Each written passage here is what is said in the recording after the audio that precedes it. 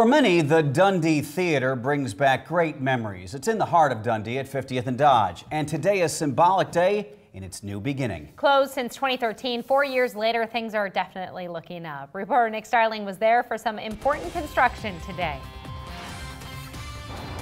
From here on Dodge Street, this building looks a lot different than it did just yesterday. The sign is now up as anticipation builds for the grand opening for the iconic Dundee Theater.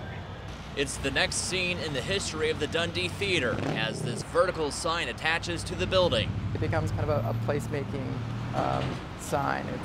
It certainly marks the theater, but it also marks the area.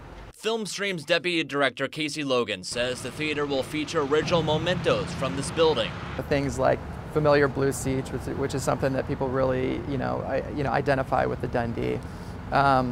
And there's some nice things in the original lobby that we've been able to restore. To a few new things you can expect. Instead of one theater, there will be a 300-seat theater and a 25-seat micro theater. Kitchen Table will open its second location here, and in the back, a lounge where people can relax. There's a patio where people can kind of gather either before or after films, or if they're just kind of passing by. In the lobby, there's this kind of community space where people can do the same. This is an area happy to see this back from the dead story. Now, we're all getting kind of jittery about how fun it's going to be when it opens. Ann McKnight owns the Merle Norman next to the theater and couldn't be more excited for the new neighbors. We'll probably pop a bottle of champagne and just celebrate with everybody else. Saying with the increase in foot traffic, she'll even clean things up a bit. Now that we see it's starting to finish up, we're going to spruce up our windows and we're going to do some marketing and we're just going to stick together and see it through. An iconic building now revived for all on a very busy Dodge Street to see.